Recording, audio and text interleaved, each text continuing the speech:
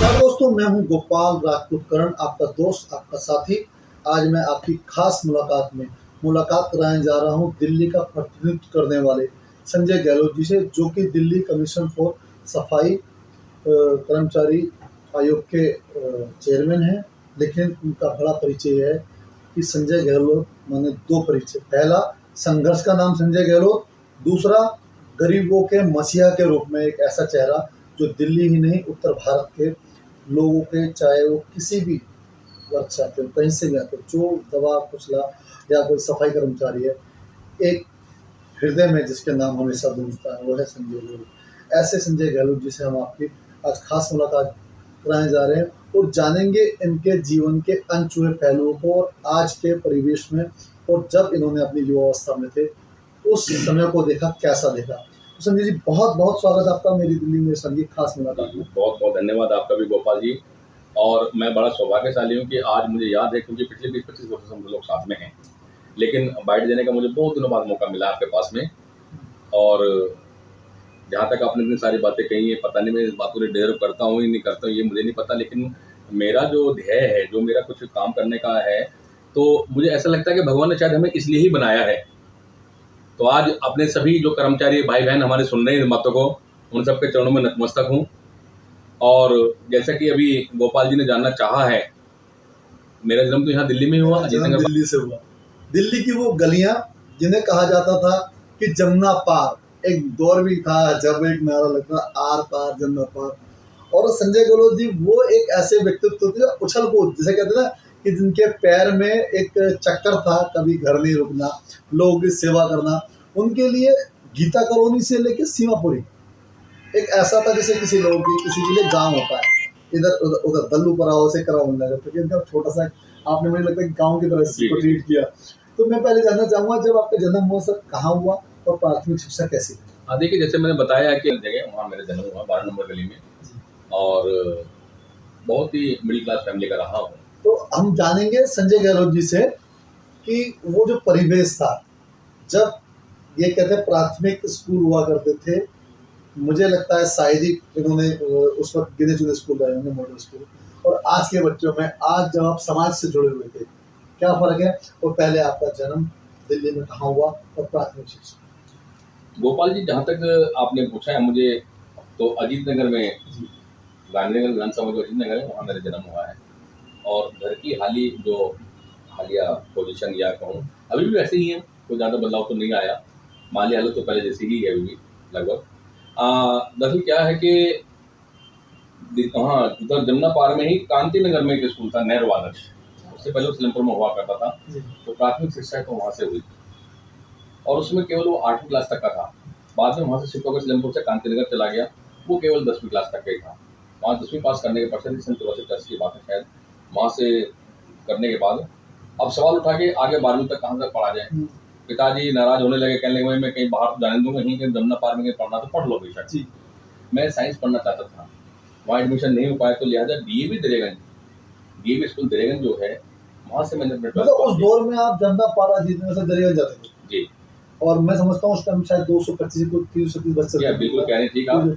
अगर गांधीनगर से मुझे याद है बस पकड़ रहा था 315 316 रहना जाती थी, और अगर रेलवे लाइन की तरफ से पकड़ूंगा बस सिलमपुर से, तो 215 216। मुझे लगता है लक्ष्मी नारायण मंदिर पे जाती थी, या मद्रास होटल बस जाती थी। तो वो दरेगंज गोलते सिनेमा के सामने बस स्टॉप था, आज भी है शायद वहाँ, तो वहाँ बस रुकती थी बराबर में, सब्जी मंडी के बराबर में डीएवी स्कूल है, वहाँ से मेरी 12th हुई साइंस से।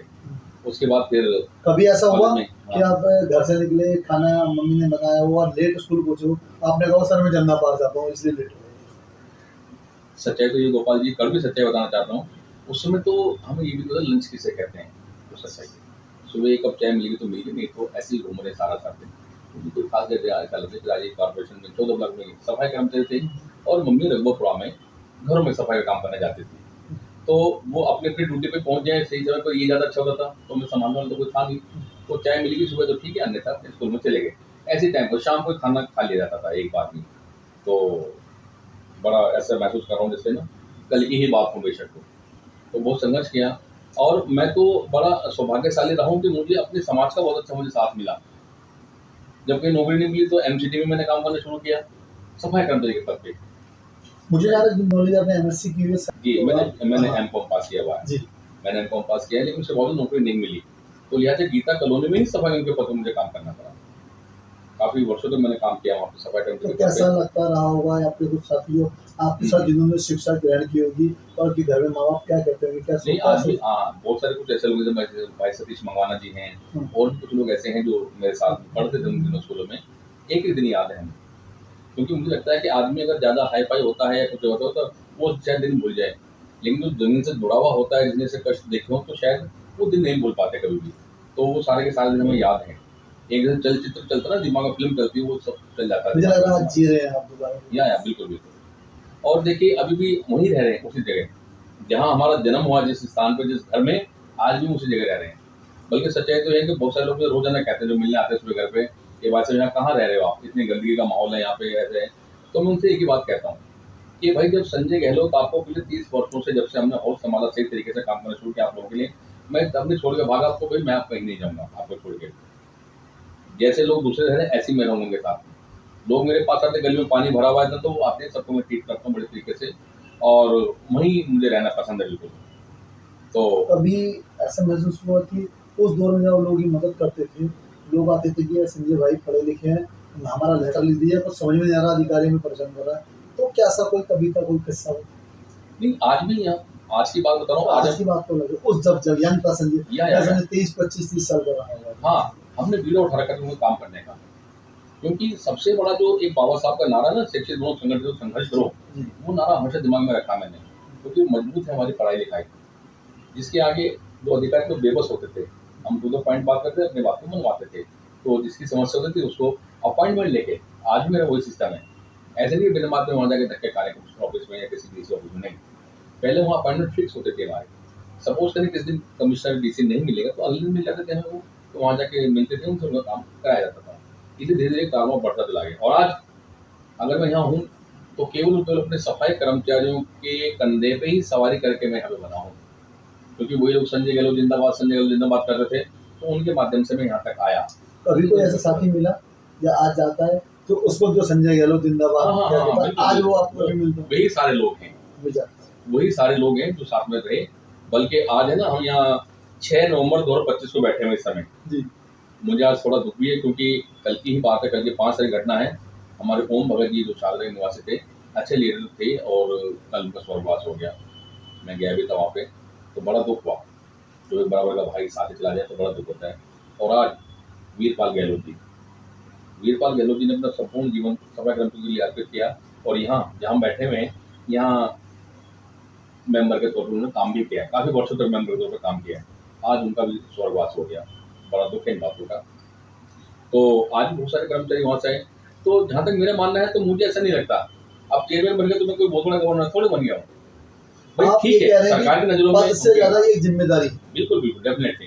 भाई इसमें हो, सीट तो आने जानी है, यहाँ बड़े बड़े लोग आए, बड़े बड़े चले गए, है ना। कभी कभी ऐसा लगता था कि भाई इंदिरा गांधी देश के प्रधानमंत्री अगर ये मर गए तो फिर बात तो देश चलेगा नहीं बिल्कुल भी, सब कुछ हो रहा है ना। तो यहाँ कौन आ रहा है, कौन जा रहा है, डिपेंड करता है कि आपने किया क्या है, अपने समाज के प्रति कुछ काम किया है, देश के प्रति कुछ काम किया है, तो वो डिपेंड करता है। वो आज के बच्चे उस, आज आप हैं संजय गहलोत जी जो कि चेयरमैन, वो जो संजय गहलोत है उसमें, उस संजय गहलोत में आज के आप युवाओं को देखते हैं? देखिए मैं तो हमेशा उनसे यही कहता हूँ कि भाई अच्छा हो क्या रहा है। आज से अगर और पीछे 20 साल जाता हूँ तो हम सिर्फ एक अनाउंस करते थे, ये मोबाइल के माध्यम से सबके पास नहीं थे, एक इन्फॉर्मेशन आती है, हज़ारों लोग इकट्ठा हो जाते हैं अपनी मांगें पूरी करने के लिए। अब क्योंकि आज वो परमानेंट हो चुके हैं, हो सकता है शायद उनका पेट भर चुका है, वो आना नहीं चाहते थे। जो लोग वही थे वो दर्द कहीं ना कहीं लोग परमानेंट हो गए तो चले गए। अब कौन आता कर्मचारी जो परमानेंट नहीं हुआ, इसलिए मैं सबसे रिक्वेस्ट करना चाहता हूँ, ठीक है भाई आप लोग परमानेंट हो गए, लेकिन जो लोग नहीं हुए अभी तक परमानेंट, जिनका दुख दर्द है, उनका तुम आना चाहिए। तो अपने जितने सफाई कर्मचारी भाई बहने वाले सुन रहे हैं इस बात को, उनसे यही प्रार्थना करना चाहता हूँ मैं कि जब भी कोई भी लीडर, बहुत सारे लीडर हमारे हैं, बहुत सारी कमेटियाँ बनी हुई है, बहुत सारे मोर्चे बने हुए हैं, कोई भी आवाज करे तो करे। 36 यूनियन है दिल्ली में, उसके कोर कमेटी सरिता जी जब हुआ थी 36 यूनियन नहीं, इनका और डबल कर लीजिए आप, कोई गिनती नहीं है। एक एक आदमी, एक एक आपने कोर कमेटी का जिक्र किया, एक कोर कमेटी का तो ये कहना है कि मैं तो 21 लोग हैं, 81 है हमारे साथ, तो हाँ, तो सर समझ में नहीं आ पा रहा। और दूसरे भी बने हुए हैं, लेकिन अब समझ में नहीं आ पाता उनका। इसलिए मैंने पिछली बार भी कहा था और अभी मैंने कहा है, बल्कि मुझे बड़ा दुख और आज भी ओम भगत जी जो कल एक्सपायर हुए हैं, उनसे मेरी परसों 2 दिन पहले बात हुई थी। तो आने वाले कल यानी शुक्रवार को एक मीटिंग हमारी होनी थी, उसमें और 20-25 संगठन साथ में आने वाले थे। तो एक अलग ही दिल्ली कवि परिषद संघ बनाने वाले थे, लेकिन उनके स्मार्ट डेथ हो गई, तो अभी 1 हफ्ता और लग सकता है, क्योंकि अभी उनको श्रद्धांजलि अर्पित करेंगे, सारा कुछ काम होगा। आज वीरपाल जी चले गए छोड़ के हमें, तो ये थोड़ा सा मामला शांत होगा, सब दुख दर्द बांटेंगे आपस में, उसके बाद फिर दोबारा हम शुरू करेंगे। एक तो वीरपाल जी थे, उनके बड़े भाई थे ओम भगत जी। हाँ बिल्कुल बिल्कुल। और ओम भगत जी हो गए, अभी वीरपाल जी। हाँ क्या आने वाले टाइम में 5 साल बाद देखते हैं ऐसा जज्बा लीडरों में होगा या है इनकी आपकी? हाँ, नहीं देखिए, सच्चाई तो ये है कि मैं तो अपने 30 साल का इतिहास में बताना चाहता हूँ। पहले कुछ जज्बा कुछ और हुआ करता था। कर्मचारी और जो हमारे नेता थे में काम करते थे, सुबह हमारे पास आते थे अपना काम करके, उसके बाद शाम तक। मुझे याद है वो दिन भी, शारदा साउथ जोन में जब हम बैठा करते थे, तो वो आग, ठंड के दिनों में आग जला के बैठा करते थे। यानी किसी का मन अपने घर जाने को करता ही नहीं था। 9 बजे तक 10 बजे तक बहुत ठंड में थिएटर से हम लोग वहाँ बैठते थे और कर्मचारी की समस्या को सुनते थे। लेकिन आज थोड़ा सा बदलाव आया है। जो कर्मचारी परमानेंट हो गया है वो नहीं आना चाहता, उसका पेट भर गया है, वो कहता है यार जाने दो। मुझे लगता है वो जो दिल्ली दरबार का पानी पीने वाला जो नेता था, वो आज बिस्लरी का जो पानी पी रहा है, वो उसमें वो जज्बा नहीं, आप ये कह रहे हैं। हाँ, थोड़ी सी कमी आई है मतलब इसमें, इसीलिए क्योंकि हम सब जमीन से जुड़े रहे, वो लोग उन्होंने काम किया हमारे साथ में, हम ये चाहते हैं दोबारा से सिलसिला शुरू हो Yes.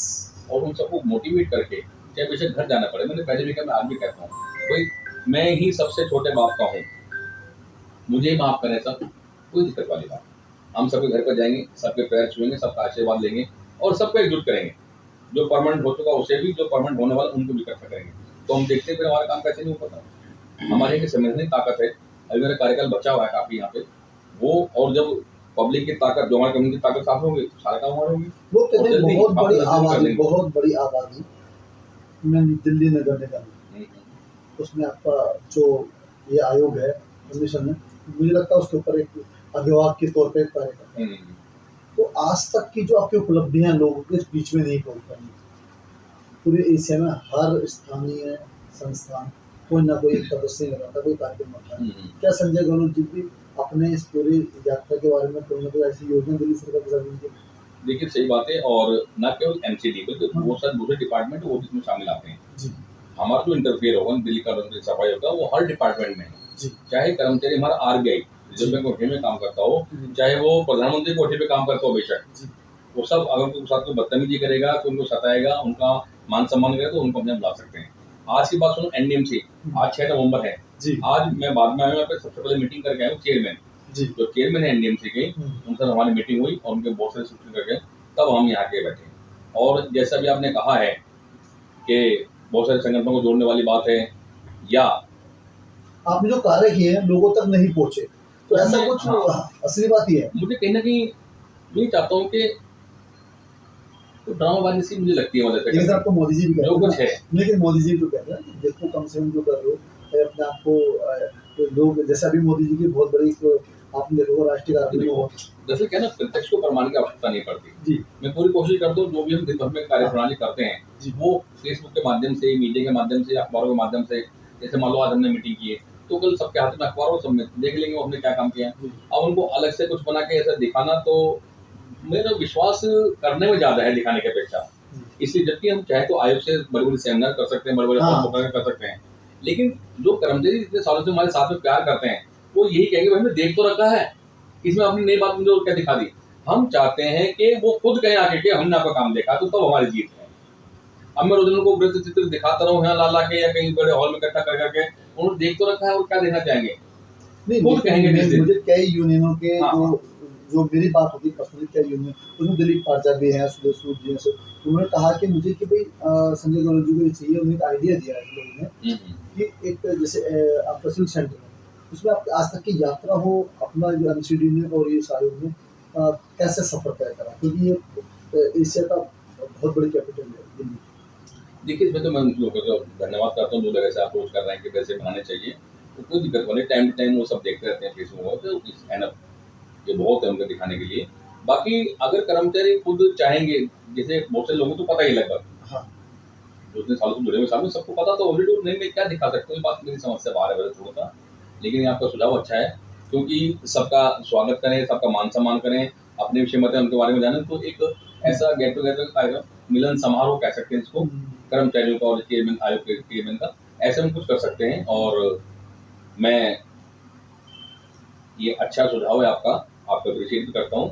कोशिश करेंगे जल्दी इसको इम्प्लीमेंट करके और वगैरह बुक करा के सबको आमंत्रित करके काम करेंगे। अच्छा, अभी लोग, कुछ लोग इस सैलरी कोई परेशान है, तो या कुछ लोग परेशान हैं, उसका निवारण ऐसे संजय गहलोत चेयरमैन किस प्रकार सोचते हो सकता है? देखिए, जहाँ तक सैलरी की बात है, अब जो बीजेपी के शासनकाल में मैं देख रहा हूँ, उसमें लगातार 3-4 महीने का रिकॉर्ड हमारे पास में है। 1 तारीख होते शाम तक संदेश आ जाता है, सबकी तनख्वाह आ जाती है। हाँ, कुछ कच्चे कर्मचारी ऐसे हैं, उनकी लेट सेवर आती है, लेकिन सबकी तनख्वाह आ जाती है। कुछ कर्मचारी ऐसे हैं जिनकी बायोमेट्रिक आईडी नंबर गलत है, और कुछ कर्मचारी हमारे, देखिए सबसे बड़ी जो आज बर्निंग इशू है, जिसे हम कहते हैं ज्वलनशील मुद्दा, वो शारदा नोट्स का जुड़ा हुआ है। वहाँ क्या हुआ, 6-7 महीने पहले, बल्कि 8 महीने लोग पक्के तो हो गए, अब पक्का होने के लिए वैकेंट पोस्ट चाहिए होती है, वैकेंट पोस्ट शारदा नोट जोन में है नहीं, तो वो जो कभी पक्का होकर है, वो कागजों में तो पक्का हो गया, लेकिन वो स्थायी रूप से पक्का नहीं हो पाया जमीन पर जाके, उससे आज तनख्वाह वही पक्के, वो कच्चे कर्मचारी वाली तनख्वाह मिल रही है 1,000 वाली में। ये सबसे बड़ा इशू है। बाकी वहाँ कह दीजिए बजट नहीं है, अरे बजट केवल शारदा नॉर्थ जोन में नहीं है, और भी 11 जोन पड़े हैं, वहाँ पे लोग आता ज्वाइन कर लेता है।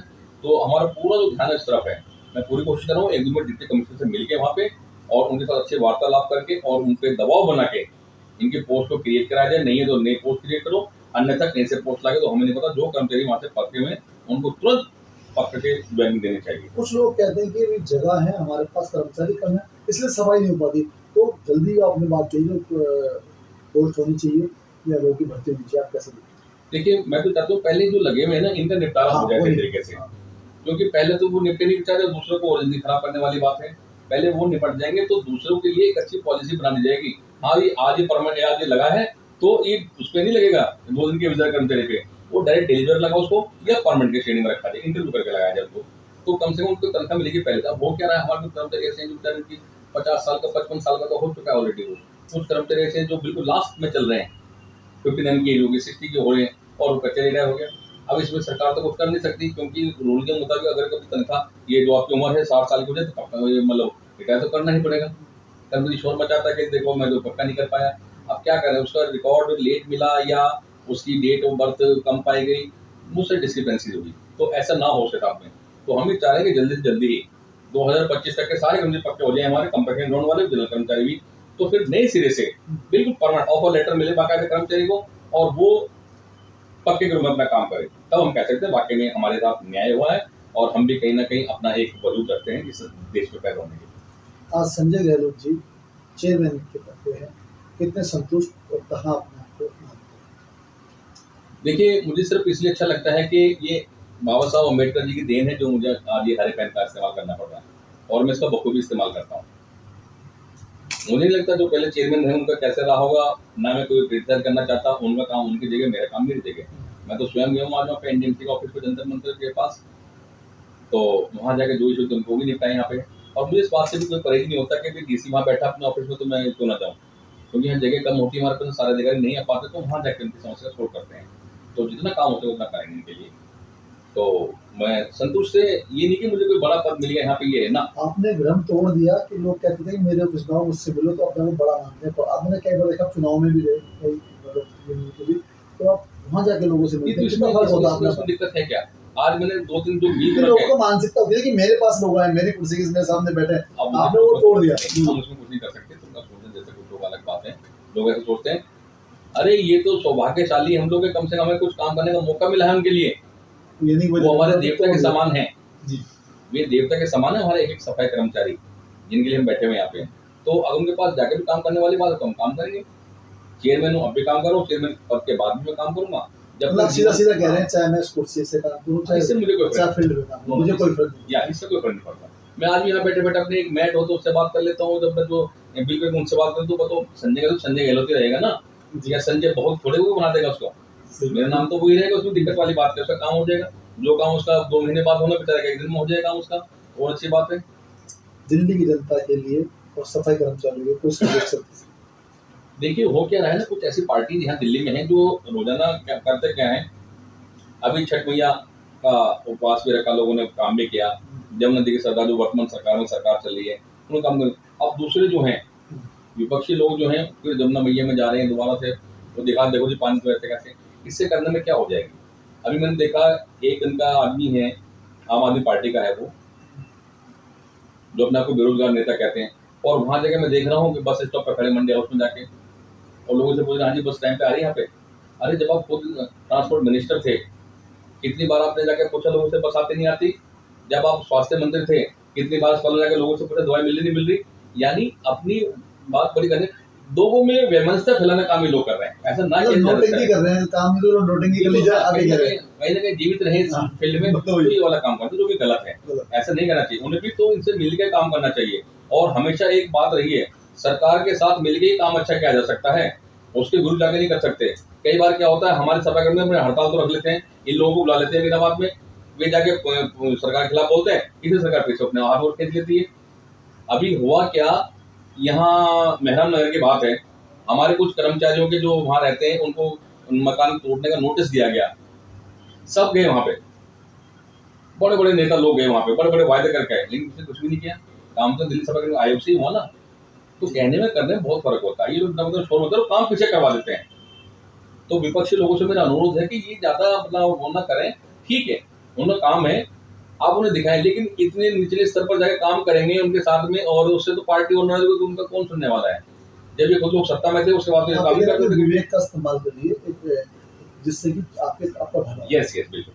विपक्षी पार्टी का मतलब ये होता है कि ठीक है जो पार्टी नहीं कर पा रही सत्तासीन पार्टी उसके खिलाफ बताएं, लेकिन इस हद तक जाके बेमनस्ता फैला दें आप, कर्मचारी को आपस में लड़वाएं, जनता को आपस में लड़वाने भिड़ोने काम करें, 24 घंटे आप यही काम करें, तो ये कहाँ का न्याय है। मतलब इससे तो काम और पीछे खींचेगा।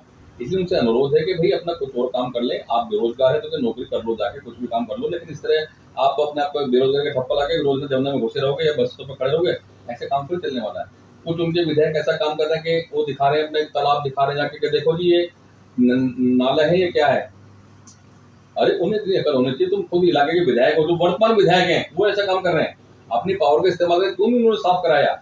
या कोई ऐसी जगह नाला बन जाएगी वो एक दिन तो बन नहीं सकती, इसका मतलब उसे ऐसा बनने में 4-5 साल लगेंगे, और उसमें आपकी सरकार रही होगी यहाँ पे, आपने उसमें काम क्यों नहीं करा लिया। आपको तो मुख्यमंत्री भी यहाँ रहे, आप खुद भी यहाँ पे निगम पार्षद हैं, आप क्यों नहीं करवा पा रहे।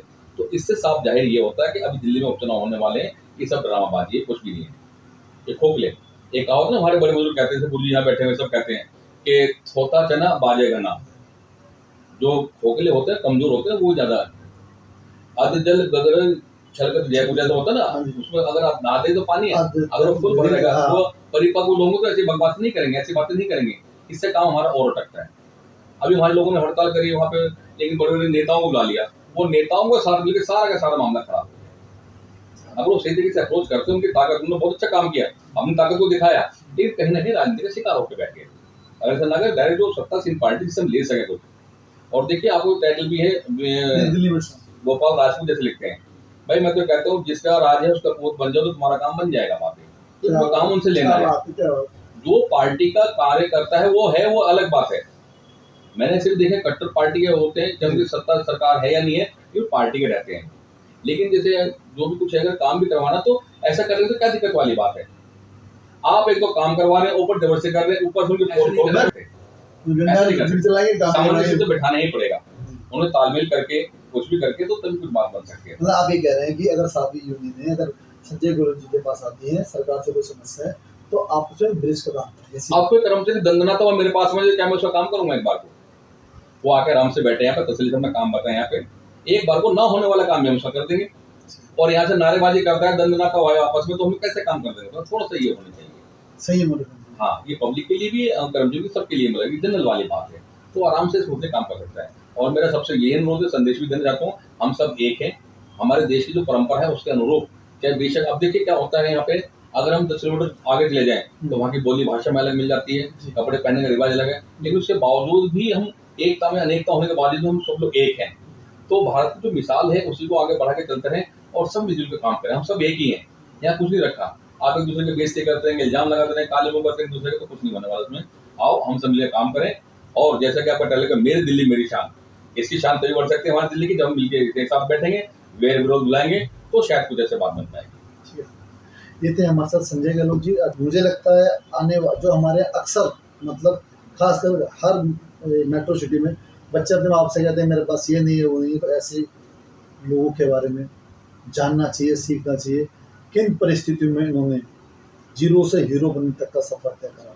जब भी जाते थे, शायद बहुत कम लोगों को पता होगा, जिस जगह रहते थे वहाँ खेत हुआ करते थे, बीच में से निकल के जाना पड़ता था। जहाँ घर हुआ करता था मेन रोड तक आने के लिए पैदल चलना पड़ता था। आज बच्चे 2 कदम नीचे नहीं जाते।